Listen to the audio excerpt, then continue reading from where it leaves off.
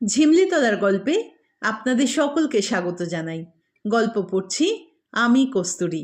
আজ পড়ছি লীলা মজুমদারের লেখা নোটে মামা।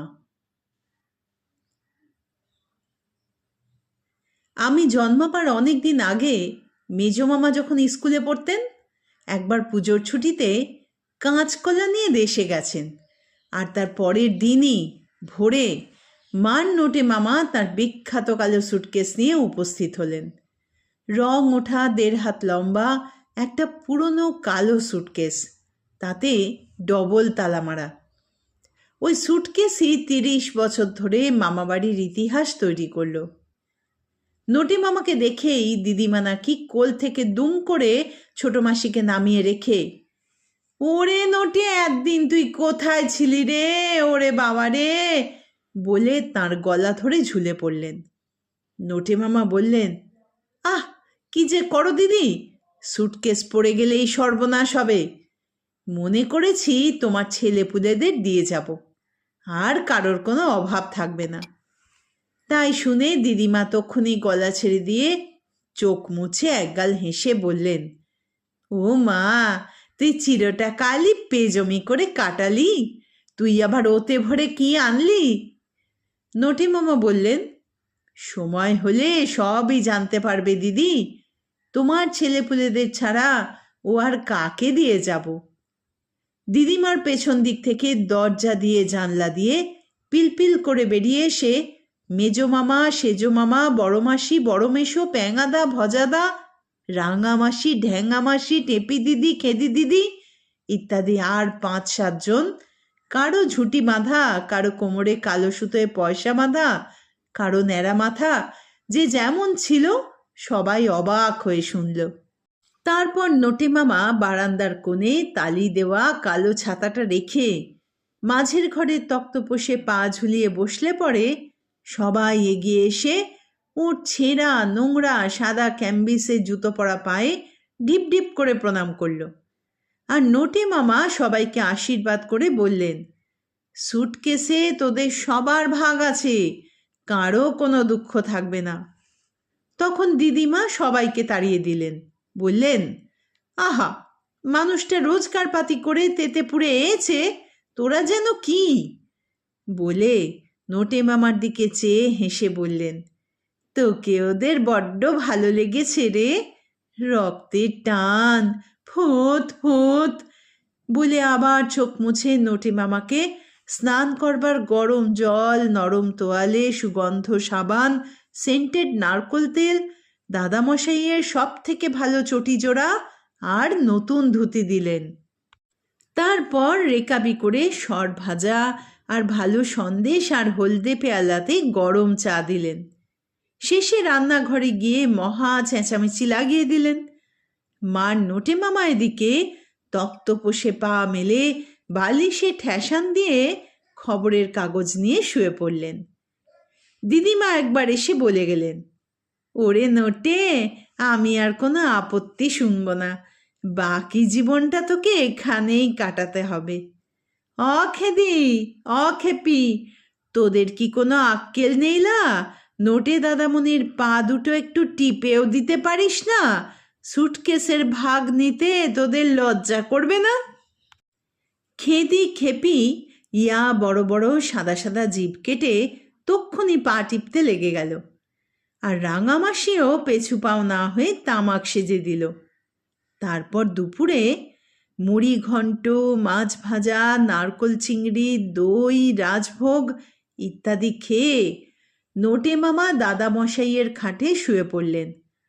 বড় মামিমা সারাদিন বসে বসে বুড়োকে হাওয়া করলেন, আর দাদামশাই বেচারা কিঞ্চিত উসখুস করে শেষে পুরনো চটি জোড়ায় পায়ে দিয়ে নকুর দাদামশাইদের বাড়ি তাস খেলতে গেলেন।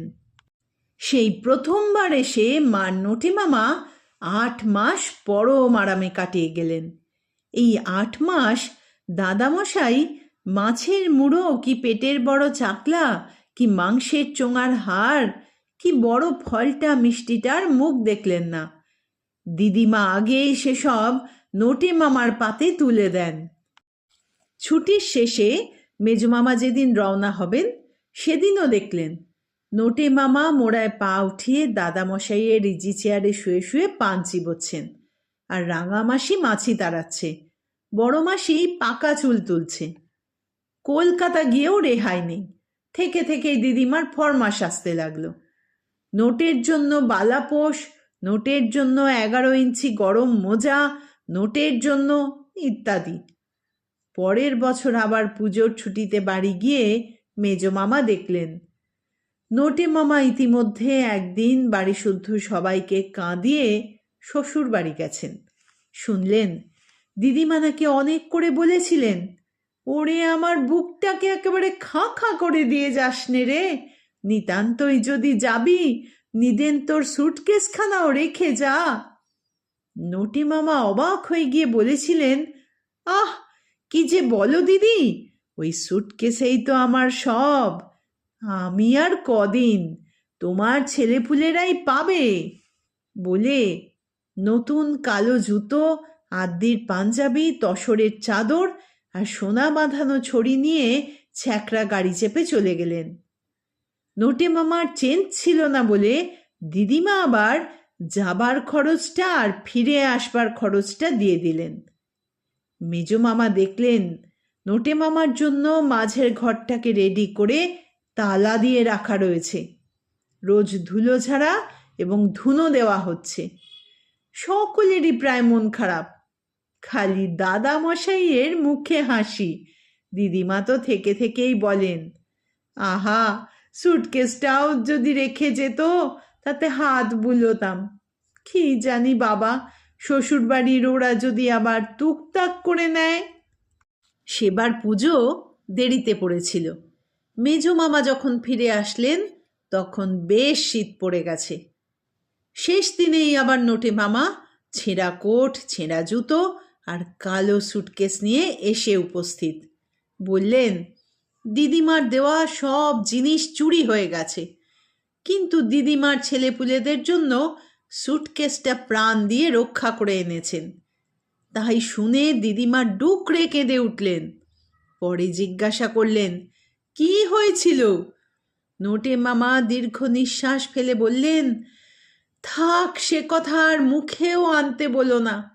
দিদিমা ভাবলেন সব ওই মুখ পোড়া শ্বশুর বাড়ির কাণ্ড, এবং তখনই নোটে মামার জন্য নতুন জুতো, নতুন ছড়ি থেকে আরম্ভ করে নতুন বালাপোষ, নতুন কম্বলের ব্যবস্থা করে দিলেন। এই আয়োজনের মধ্যে মেজো মামার ট্রেনের সময় হয়ে যাওয়াতে মেজো মামা না খেয়েই রওনা হয়ে গেলেন। কেউ খেয়ালও করল না।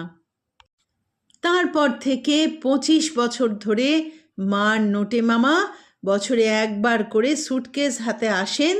8-9 মাস থেকে আবার শ্বশুর বাড়ি যাচ্ছি বলে কোথায় জানি চলে যান। প্রতি বছর চোররা অনলসভাবে ওর সর্বস্ব চুরি করে নেয়, আর দিদিমাও তেমনি অনলসভাবে আবার সমস্ত কিনে দেন।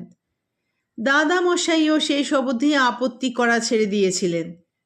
25 বছর পরে দিদিমা ও দাদামশাই চোখ বুঝলেন। নোটে মামা তখন শ্বশুর বাড়িতে, সেই ঠিকানাতে তার করা হলো। পেলেন কিনা বোঝা গেল না, মোট কথা এলেন না। পুজোর সময় আবার যখন কাপড় চোপড় কেনা হচ্ছে, নোটে মামা কালো সুটকেস হাতে উপস্থিত।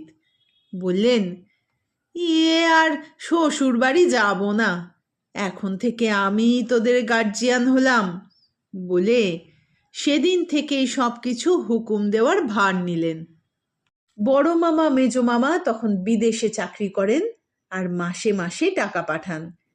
সেই টাকার বেশিরভাগটা দিয়ে বড় মামি মেজো মামি রেশারেশি করে নোটে মামার সেবা করেন। নোটে মামা দিব্যি আরামে আছেন। কাজের মধ্যে মাঝে মাঝে দরজা জানলা বন্ধ করে সুটকেস গোছান, আর যেদিনই গোছান সেদিনই মেজাজটা যেন আরও ভালো থাকে। সবাইকে বলেন, দিদিরা গেছেন, আমারই বা আর কদিন, তোদের অনেক সেবা নিয়েছি, দেখিস আমাকে যেন ঝগড়াঝাঁটির কারণ বানাস না। সুটকেসে যথেষ্ট আছে, সবাই সমান ভাগে ভাগ করে নেবার জন্য যথেষ্ট আছে। এতদিন রইলাম, কাউকে কিছু ইচ্ছে করেই দিইনি, যাতে আমি গেলে তোদের জন্য আরও বেশি থাকে। নিজের জন্যও 1 পয়সা খরচা করিনি। তোরা যখন যা দিয়েছিস তাতেই আমার চলে গেছে। তাই না শুনে বড় মামিমা আর মেজ মামিমা ঠিক দিদিমার মতন ফোঁত ফোঁত করে কেঁদে চোখে আঁচল দিলেন। এ আমার নিজের চোখে দেখা। আজকাল মার নোটে মামা বুড়ো হয়ে গেছেন, শ্বশুর বাড়ি যাওয়াও ছেড়ে দিয়েছেন। সুতির কাপড় পরলে গা কুটকুট করে বলে গরদ ছাড়া কিছু পরেন না।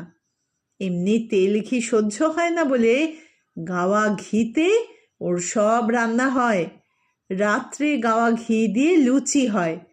দুর্বল হয়ে গেছেন বলে রোজই কি বলে মুরগি হয়, ছাঁচি পান আসে, অম্বরি তামাক আসে।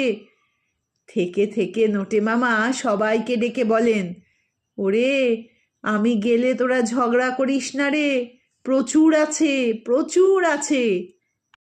আমরা হিসেব করে দেখেছি, দিদিমা দাদামশাইয়ের সঙ্গে সঙ্গেই যদি নোটে মামা স্বর্গে যেতেন, একদিক দিয়ে ভালোই হতো। ওরও সব জ্বালা জুড়তো, আর সুটকেসও মোটে 21 ভাগ হতো। এই 5 বছর আরও সবাই জন্মে টন্মে একাকার কাণ্ড করেছে। এখন 42 ভাগ হবে। আমরা মনে করে রেখেছি সুটকেসে হিরে মণি মুক্ত আছে। মনে করেছি বোধ হয় তোরা তোরা 1000 টাকার নোট ঠাসা। তাই গোপনে সুটকেস নেড়ে দেখেছি, ভেতরে কিছু নড়ে না, বেশ হালকাও। যাই হোক, গত বছরের শেষে একদিন সন্ধেবেলা নোটে মামা সত্যি সত্যি পটল তুললেন। বাইরে ঝমঝম বৃষ্টি, ঘরে তেলের বাতির আলোতে নোটে মামা মোলেন। মামিমারা হু হু করে একবার কেঁদে নিয়েই সুটকেসটাকে টেনে বারান্দায় আনলেন। নোটে মামার বালিশের তলা থেকে চাবি বের করলেন, দেশলাইয়ের আলোতে খুললেন। খুলে দেখলেন শুধু খড় ঠাসা। না, শুধু খড় নয়, তার উপর একটা কাগজে লাল পেন্সিল দিয়ে লেখা, কাউকে কো ভোলাই দিস নে, করিস নে কো বিশ্বাস, বুদ্ধি তোদের দেখে দেখে নোটে ফেলছে নিঃশ্বাস।